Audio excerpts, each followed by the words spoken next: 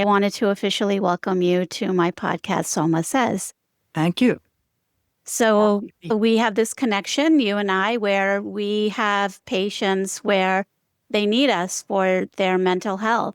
And you have a fascinating background, which I'm going to let you talk about.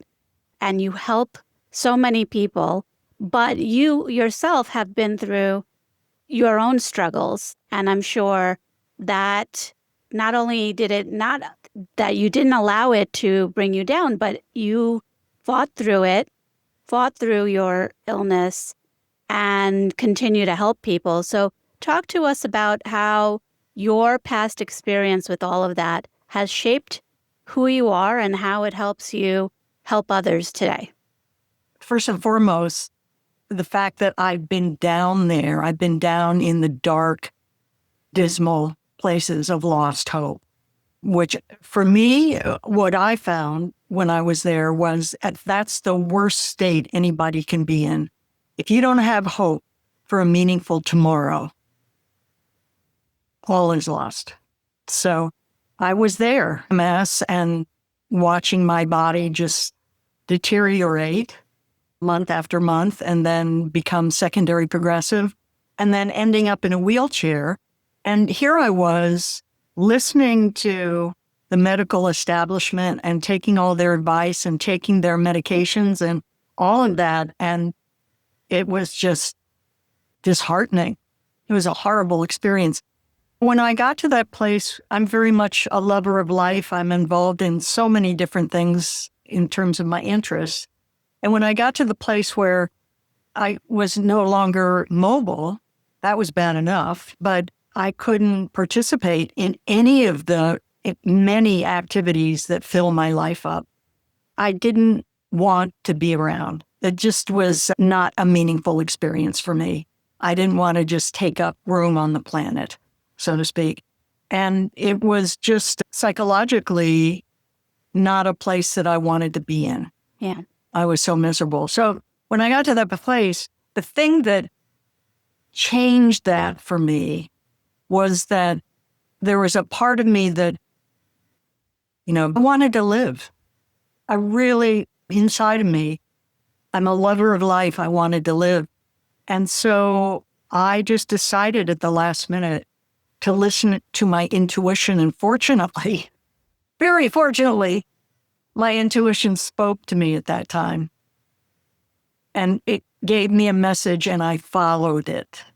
And I latched onto that message and I didn't deter for it, even though I wasn't seeing results right away at all.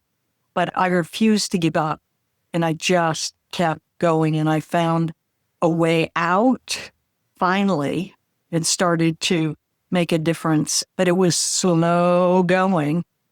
By consistency and believing and having a big enough WHY of what you want, you can do, you're limitless. You're amazing, all of us, every single one of us. And did your inspiration come from within, or was it friends, family members? Oh, no. Nobody knew I was at this place. Okay. I kept all of that to myself.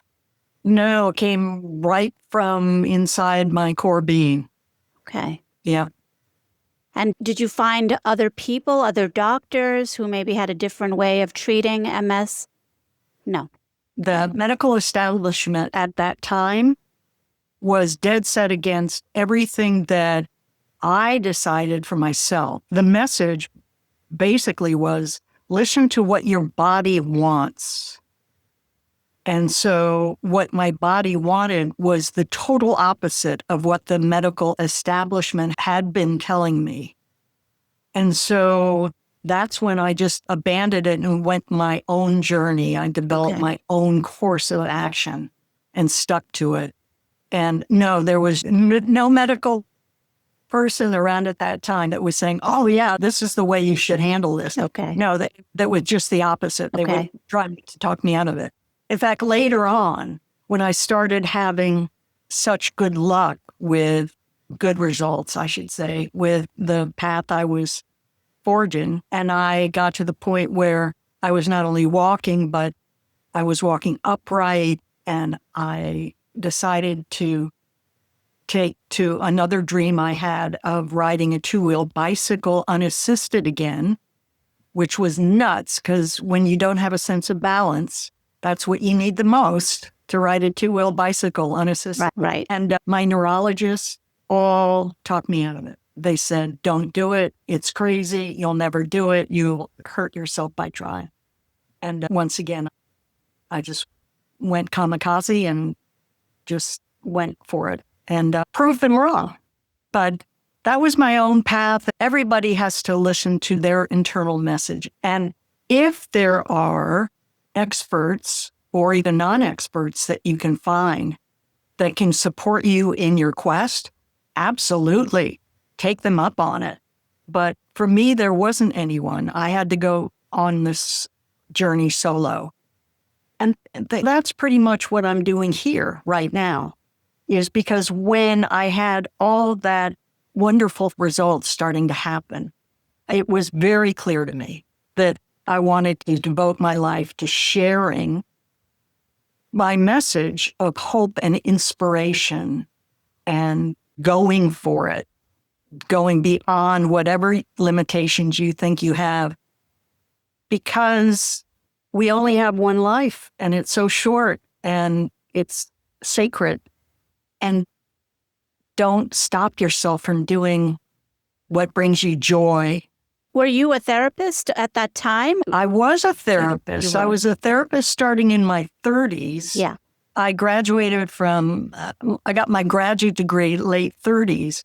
But MS, even though it had come into my life, hadn't taken things away. It hadn't progressed to the point yet where MS is a series of losses. It'll Yes. take this away from you, and then that. You don't really even get a chance to recover from one loss before there's another one. At least that's the way the course went for me.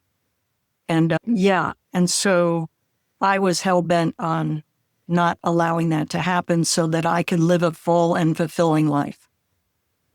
And I know you're based in Asheville in North Carolina, and your therapy focuses on talk therapy, on fitness, on positive psychology, and sound healing. Tell us how you came to establish all these different realms within your therapy and what sets you apart from other therapists. I think to answer your very last question, it's the very fact that I have these varied specialties. Yeah. But when you look at them all together, they're all connected by my belief in the mind-body-mind connection created in the 1990s. And then I got into positive psychology.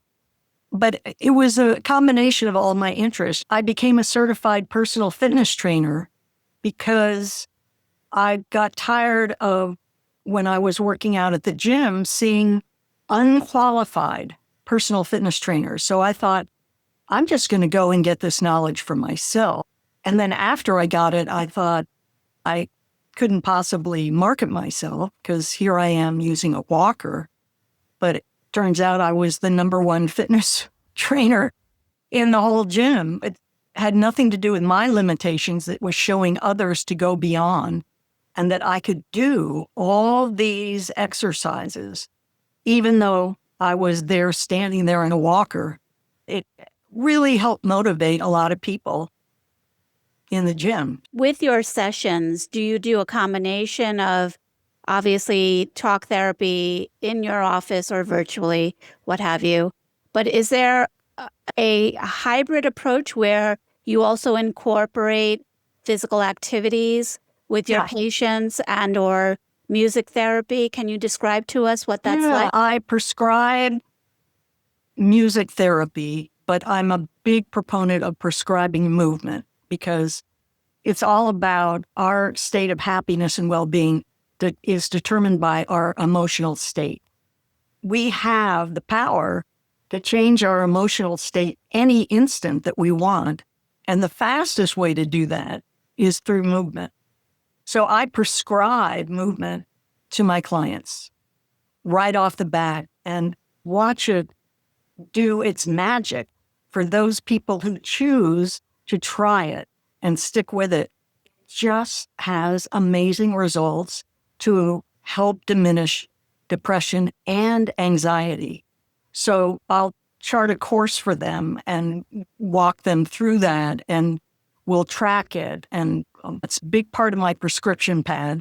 Okay. As far as music therapy, I went and I got so involved with that after finding out about cymatics and the magic of cymatics to change molecules and turn them into these beautiful patterns like mandalas.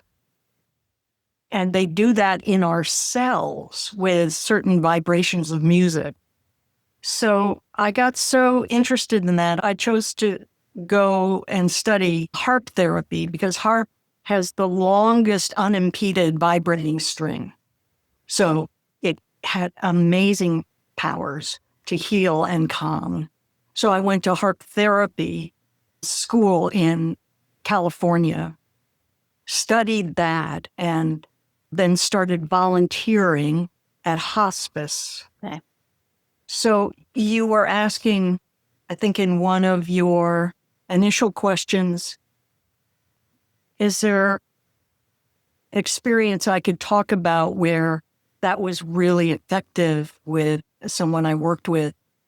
And the prime example that always resonates with me is it was one of the first times I was at hospice and playing bedside, playing harp. And I was actually playing out in the hallway between two rooms with open doors. And both these patients in the room were on their last day. And so I was playing my repertoire of what I was taught and doing some improvisation with certain modes of music. And all of a sudden, as I'm playing, out from one of these doorways comes this woman walking very briskly towards me in a determined expression. And she bent down and looked me straight in the eye and with tears in her eyes. And I thought to myself, oh my God. But she said, I cannot possibly thank you enough for the music that you are playing because I'm in this room now with my husband who's dying. And ever since you started playing, he came conscious and he started to talk with me and his eyes open. And he claimed to me, he said, doesn't it sound like we're hearing the music of angels? She was so grateful to have had that moment with him and have him experience that right at his very ending point.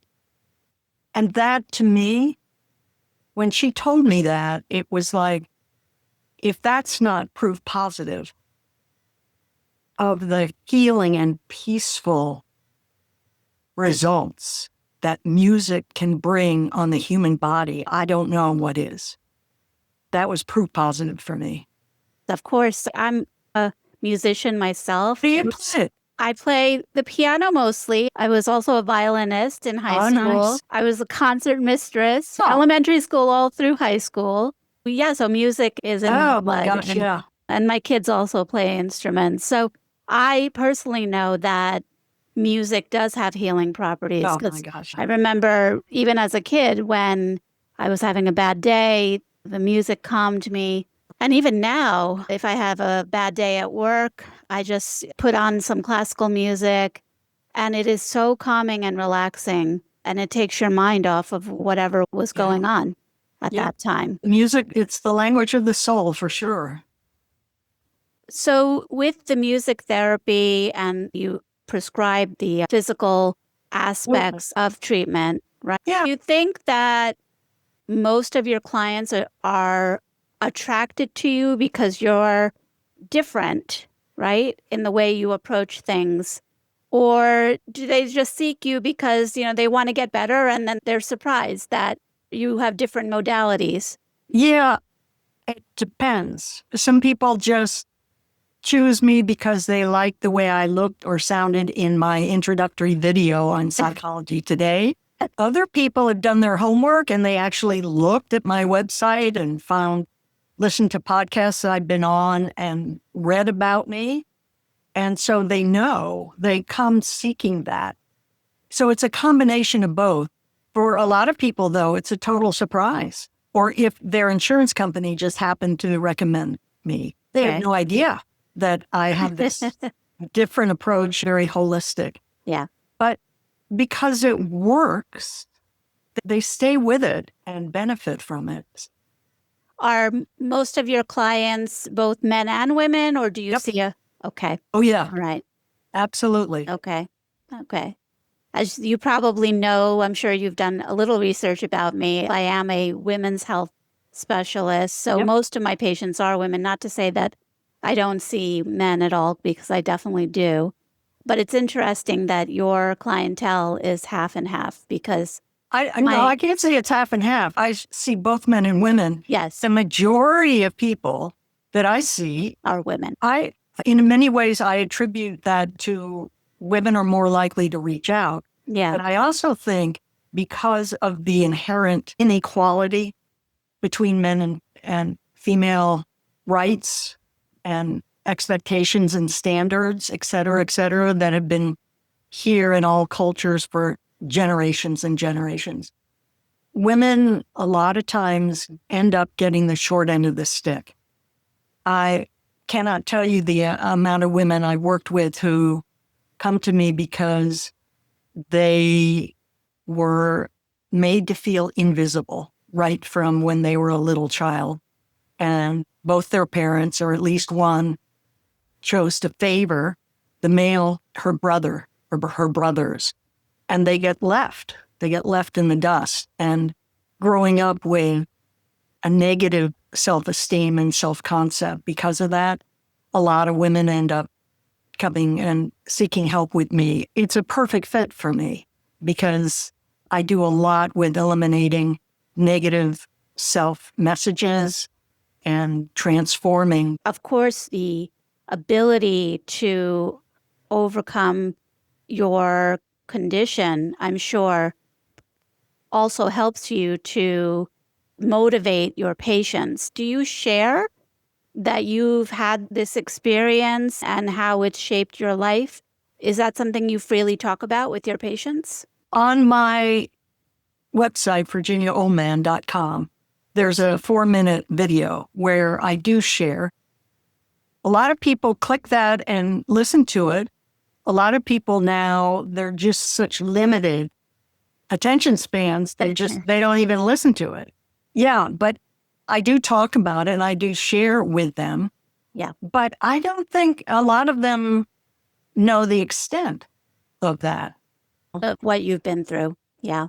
Of what I've been through and the fact that I still am visibly, I look different because of MS and the way I walk. But sitting here at my desk from the waist up, it's hard to tell that I have a different kind of lifestyle.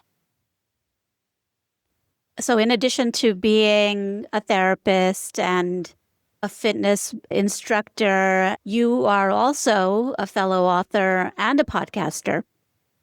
Yeah, I don't have my own podcast yet because I don't have time to pursue that. Okay. I've been a guest on various ones that I think highly of. And like I was explaining to you in the beginning, yours was my number one pick when I was looking for where I might want to land on a podcast because of your dedication and commitment to women's health as a physician yourself, but especially because you include the psychosocial aspects. Yes, that's so very often, important. So often those get left out of the equation. Yeah, no, it's a very important part of what I do. A lot of times I serve as my patient's therapist because they can't find any. Oh, please feel free to pass them on to me. Of course. I always offer a free consult or either coaching or therapy. It is so difficult. I can't tell you. It was difficult even before the pandemic. Yes. And now it's become even more difficult. And I feel so badly at times where patients are not getting the care that they truly Yes. deserve. You were talking about one of your goals when you were down with MS was to ride that bike again. Oh, yeah. Tell us about that experience. I had just come out of my experience of getting myself out of the wheelchair. And because I had been able to do that, I decided I want to be able to stand up and use lightweight hiking poles, stand up straight to walk. So when I conquered that, I was so jazzed. I thought, what else do I want to be able to do? And it was springtime here in Asheville, and I used to be a cyclist, and I hadn't been able to ride a bike. I had tried a trike, a three-wheel bike, but for me, it didn't, when you can't have that lean and freedom of feeling the bike move through space, to me, it wasn't what I was looking for. So I wanted to ride a two-wheel bicycle again. And I just went for it, even though my friends said, don't do it. You'll really endanger yourself. And my neurologist, said, impossible. But I went back to what I had used before. I devised a plan and I charted the course and I stuck to it. And I did 2.5 hours of work every day, an hour and a half before I left for work and an hour and a half when I came home, working step by step.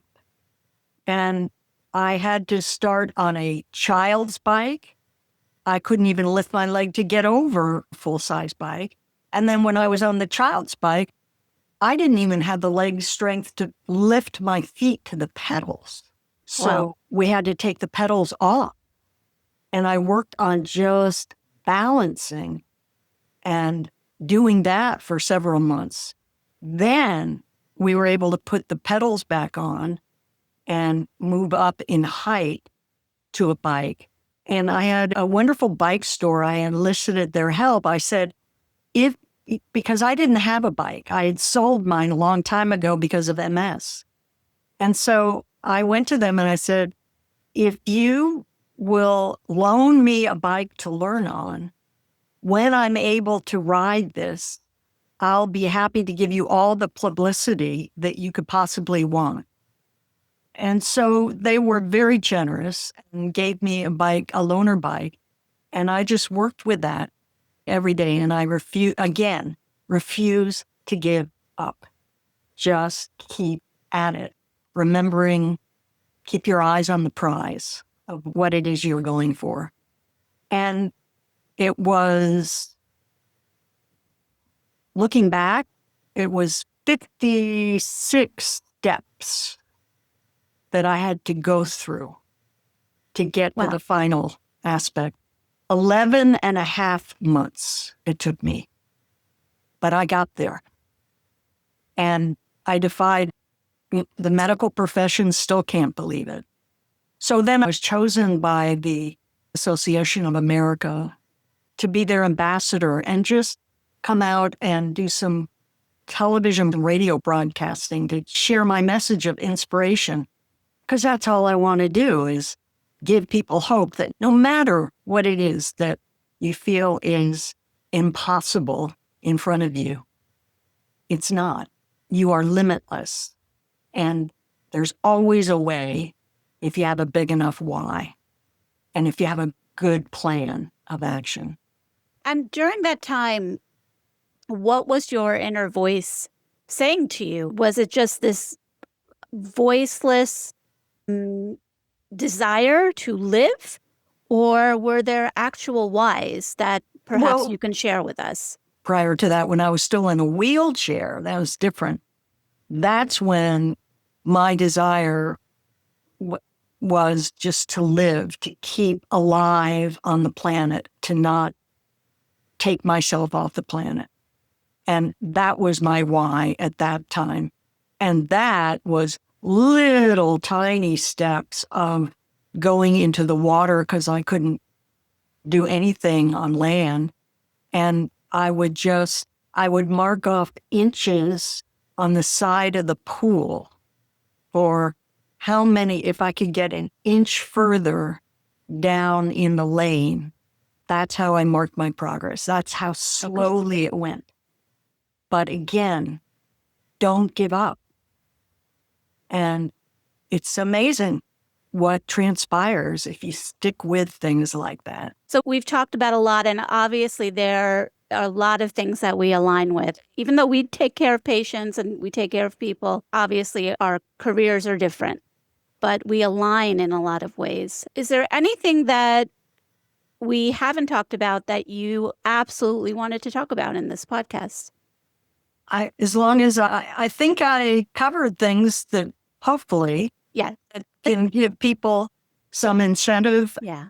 I guess I would let your listeners know that I'm very approachable and very easy to connect with by email and by my website. I'm hoping you'll share those things. I share everything in the show notes, but tell us verbally, where can we find you in terms of your website, social media, all of it? Yeah. The first thing is to get the correct spelling of my name, Virginia. And then my last name is spelled Oman. And a lot of people put an E in there, and that's not right. So it's Virginia, Oman. And then my website is just virginiaoman.com. I also have another one called virginiaoman.net that has a few different things on it. You can Google my name. It'll come up all over the place. If you want to read a fascinating blog that I wrote about my journey to actually ride that two-wheel bike, I wrote a blog about it, and it's become very well known now. Okay. It's just called The Fight to Ride a Bike.com. And I think people would find that very meaningful and interesting. Okay. That was my firsthand account of it. Your book, the book Well, that you the magazines that I'm publishing every month is Best Holistic Life. Okay.